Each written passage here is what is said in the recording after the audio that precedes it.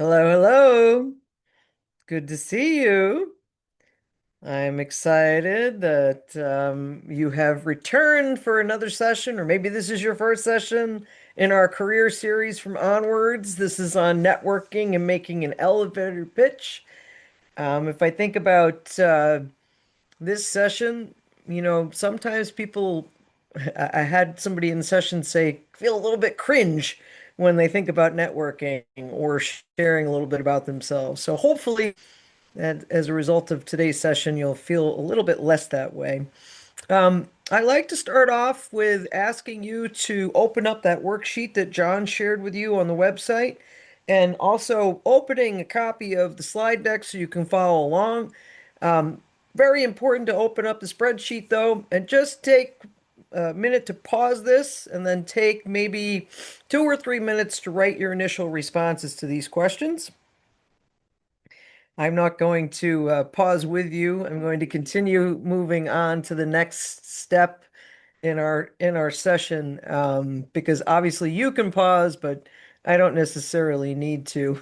But if I'm thinking about this session may be something that you've thought about before.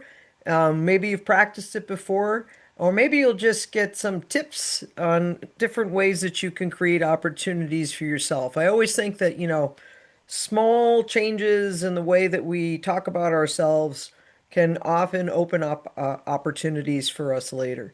The way that the session is laid out is I'll give you kind of a little bit of a welcome, which we're doing right now, essentially. Then we'll talk about the outcomes very briefly. I'll give you an overview, and then there's a number of different activities. Um, Q&A isn't really going to be one because we're not interactive in this particular session, but I do invite you to come to one of the later sessions that are still going to be happening so you get that opportunity.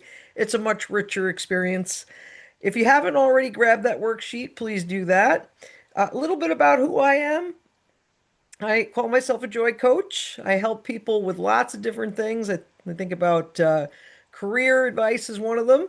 It, Communication is another, positive mindset, etc. There are many different areas that I help people in terms of this joy coaching, and I practice something called positive intelligence, and coach people on that as well.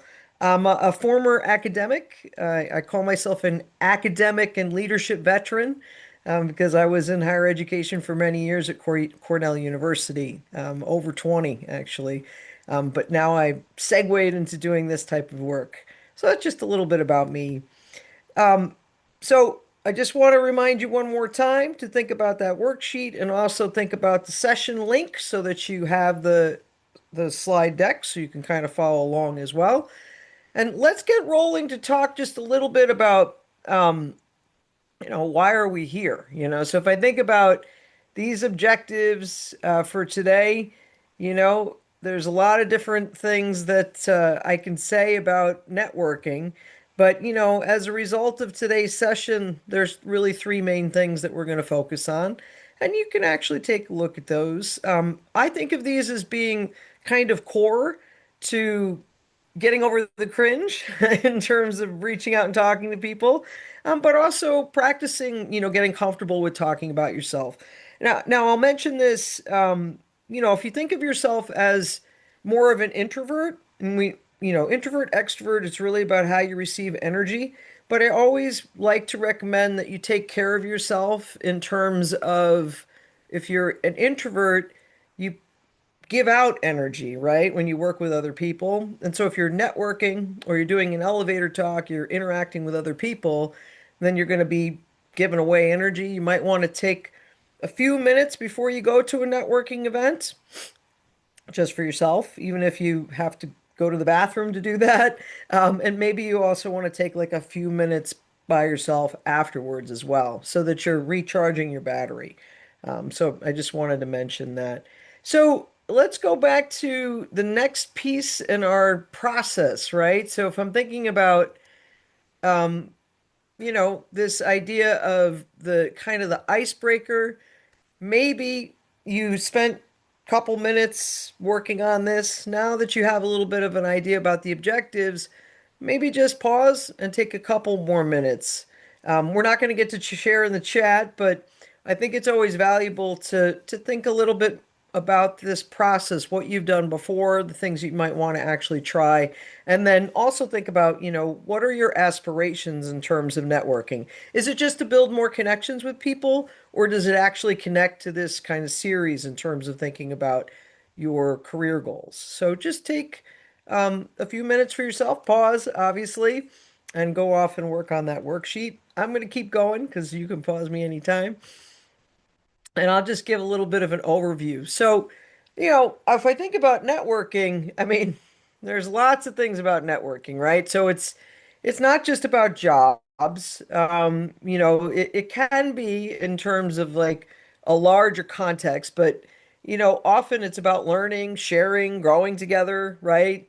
I mean, if I think about a lot of the things I've learned in my life has actually come from just interacting with people that I didn't know and learning more about what they do and learning about resources that they might share with me. So if I think there's a lot of different ways, to think about networking, and this is just a few. You might have others that you would add to this, but I also think, networking is a two-way street, right? So you have something to share in terms of yourself, right? So that connection with people, it can start off as a kind of casual connection, but it also may end up being a professional collaboration situation, or you might even at some point end up with a friend. So yeah, so networking can have a lot of different professional reasons why we might do it. But if I'm thinking about these are some of those examples, and you may have more to add to that. So let's shift gears and let's actually think about some ways in which you might structure your networking, particularly if this feels really awkward and odd. I always think it's valuable to kind of give a little bit like of a formula, right? So, so this might be like a formula. And, typically if I think about these types of interactions, they usually start with some sort of a simple observation, you ask somebody a question, or you share a little bit about yourself. So this is just a little bit of an example. It's situational, like, you might actually be, at a conference or you might be at an event. So this gives a little bit of a context in terms of that. And so this idea of turn taking comes into play in this kind of formula example. And one of the things that I talk about in terms of communication is kind of like this idea of USian, like USA context in terms of conversation. Often people do this back and forth turn taking, kind of like ping pong.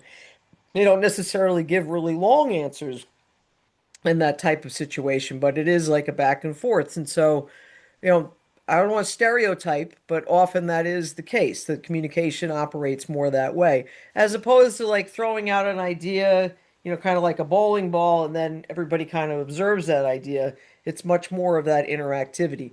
That being said, you can have somebody who just will talk about themselves, and then it's harder, to jump in. So, how do you jump in?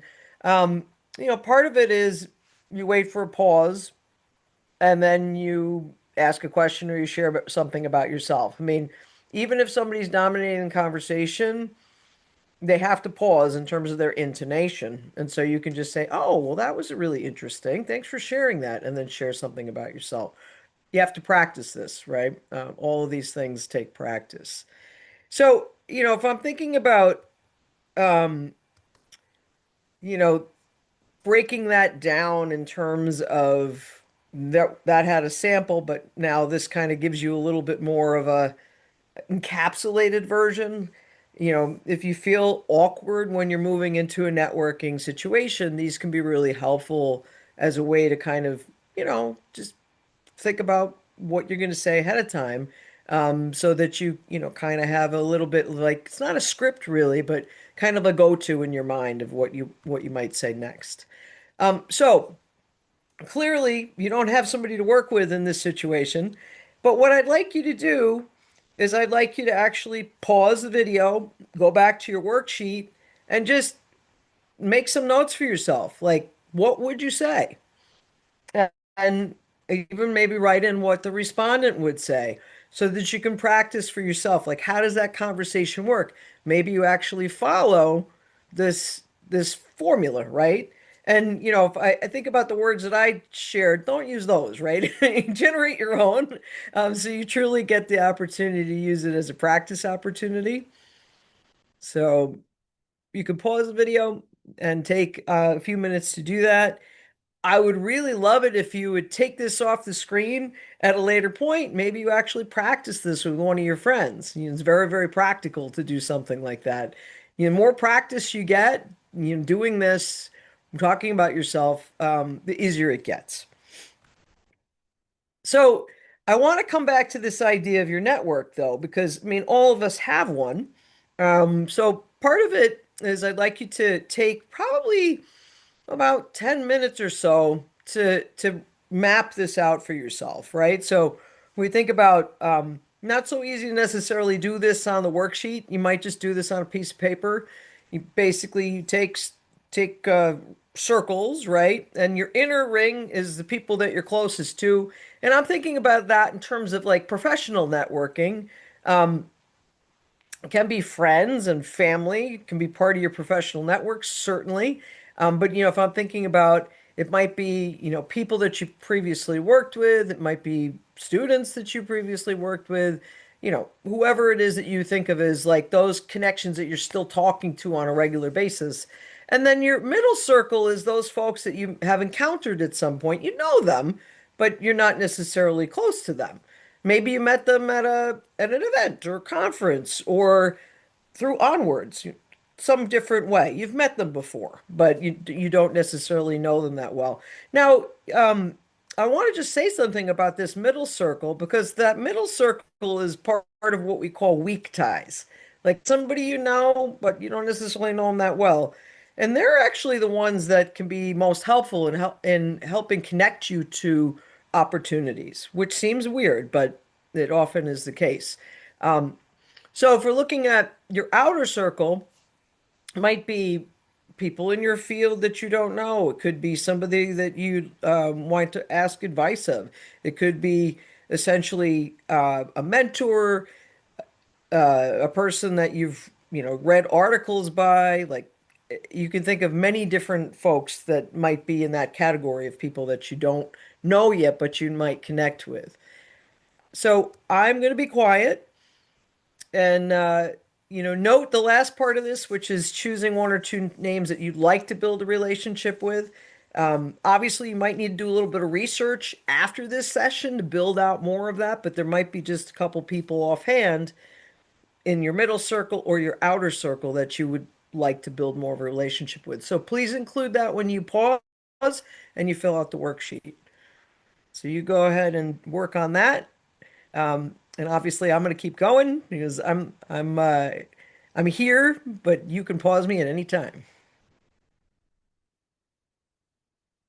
We don't actually have a break, but I would invite you to take a break. If you've been working on this for a few minutes and you need a little bit of a mind break, maybe you jump up and down for a few minutes. Maybe you run to the restroom. Maybe you get yourself a drink of water, something, or drink a coffee.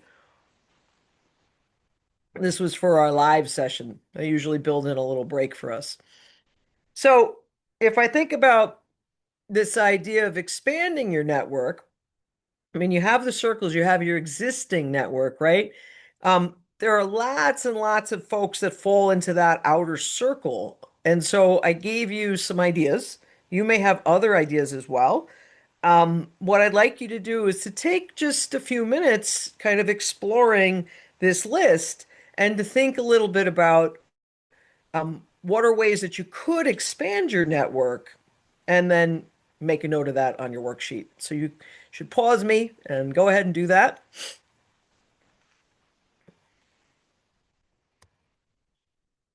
Okay, so now we're going to transition and we're going to talk a little bit about this idea of the elevator pitch. Now, traditionally, the elevator pitch is the words that you can say when you're moving up and down in floors, right? In an elevator, that's where it comes from.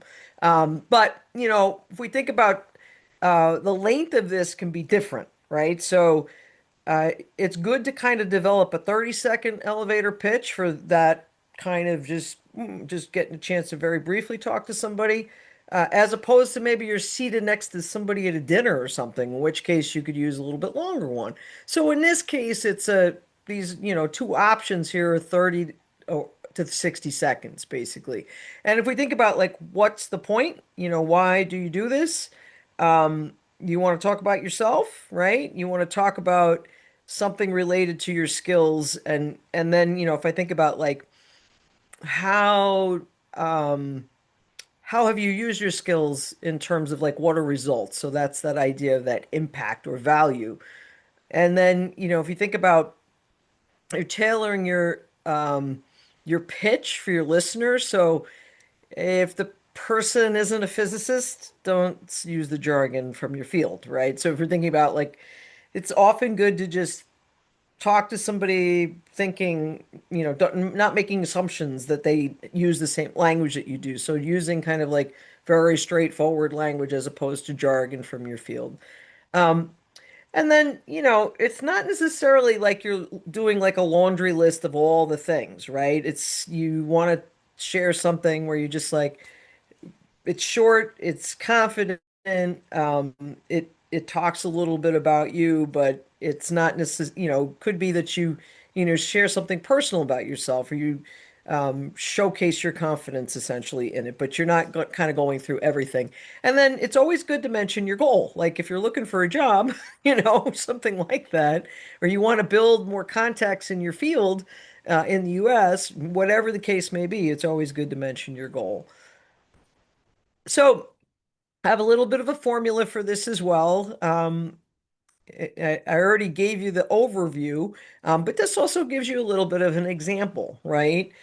I think it's always better to have like a little bit of a contextual example. And so that formula seems pretty, straightforward: name, background, skill, and goal. And this gives a little bit of that context in the example. And so there's also the 60-second pitch, right? And so that also has a formula. You can see there's a little bit more to it, right, in terms of what the formula involves. And there's also an example that provides you some context for that as well. And so I'm going kind of through these quickly because you can come back to them since you have all the time in the world to be able to review this. Now, if I'm thinking about, when do you use an elevator pitch, right? You really can use it in an elevator. I mean, that, oops, sorry, going backwards and forwards. You really can use it in an elevator. I mean, I have done this before. I've talked to people in an elevator and shared a little bit about who I am. But here's a wide range of ways, and I'm sure that there are other ways that you can think of using them as well. But what I'd like you to do is pause and make a note on your worksheet, of one or two ways that you might use your pitch. And I'm going to keep going. So if I'm thinking about pitches aren't always that straightforward, like I do give you formulas because I think they're helpful, but there can be different ways that I approach using a pitch, right? So if I'm thinking about like you're kind of want to work as a consultant, or you want to you know branch out uh, at a conference or at an event, or when you're interacting with somebody, to talk a little bit about how your work might offer something in terms of this idea of problem solving, right? And so this gives you a little bit of an idea of like a formula for how you might address that. Or, if I'm thinking about like you're really wanting to reach out to that outer circle, um, and you are asking for support. Like, so this might be a way to actually work on that.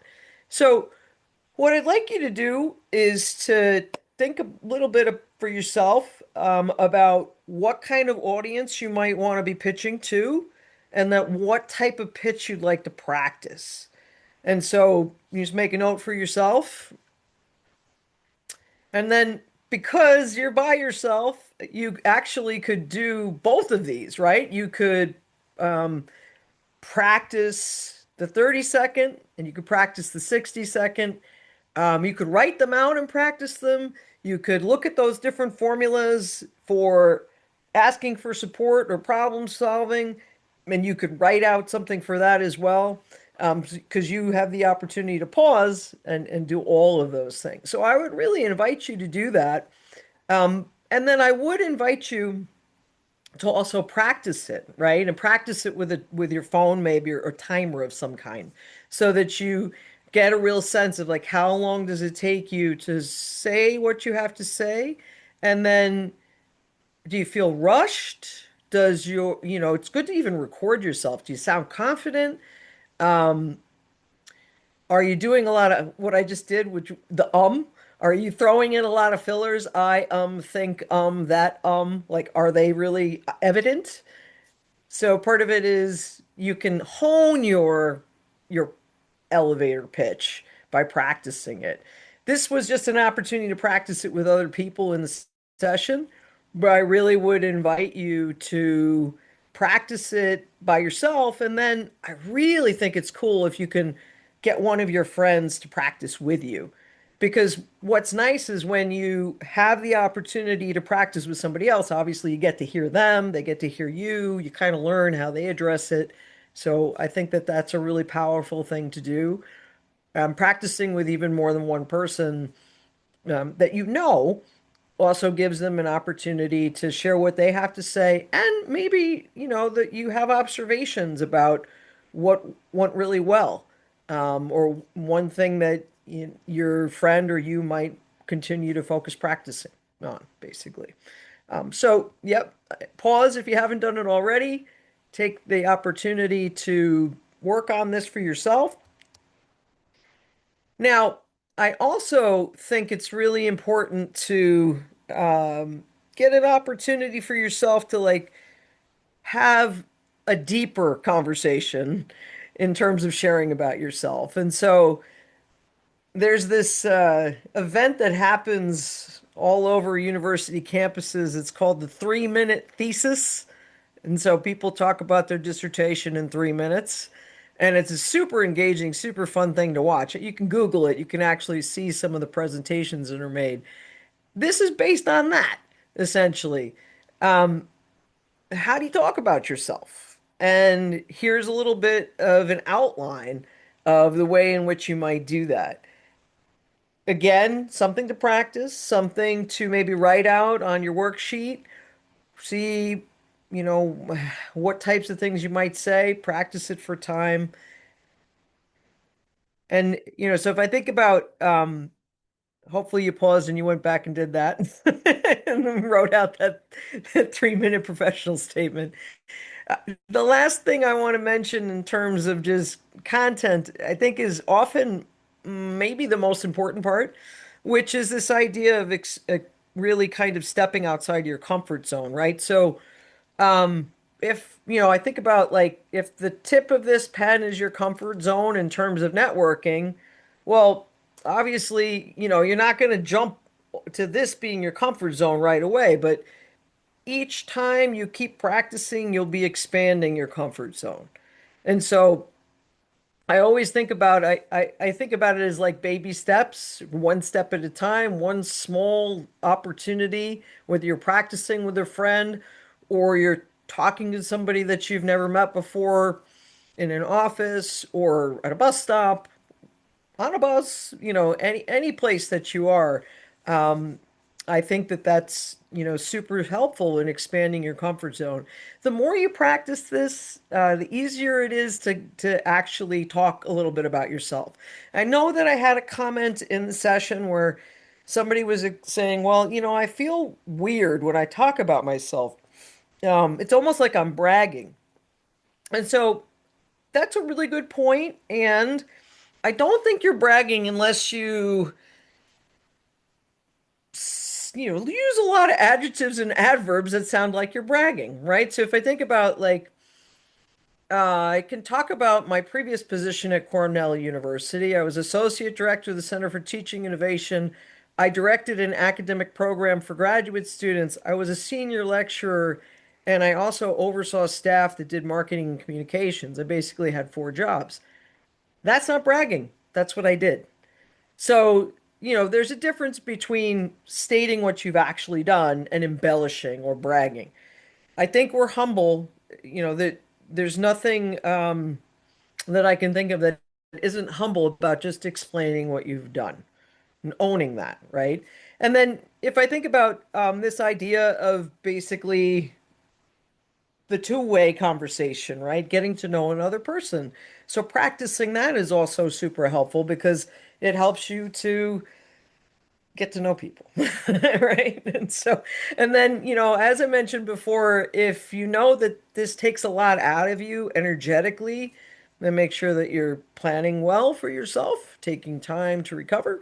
Um, I really would appreciate it if you paused and you wrote out on that worksheet just one step that you might take this week to stretch your comfort zone, as it is super important. And then coming back, I would note this for yourself actually on your worksheet. What's one insight that you've gained today during the session? And then what's one action that you're going to take this week? Maybe it's the comfort zone piece, maybe it's something beyond that, maybe it's more than one thing. This is just a quick takeaway that basically would have been shared in the session, but you have lots of takeaways that you might note for yourself. Don't unfortunately have the opportunity to do this interactively in terms of the Q&A, but I do want to thank you for taking the time for yourself to s- take part in the session today, for working your way through the worksheet, and I really hope to see you in our next live session. It's coming up in December, so I hope to see you there. Thanks so much. Take care of yourself. Bye now.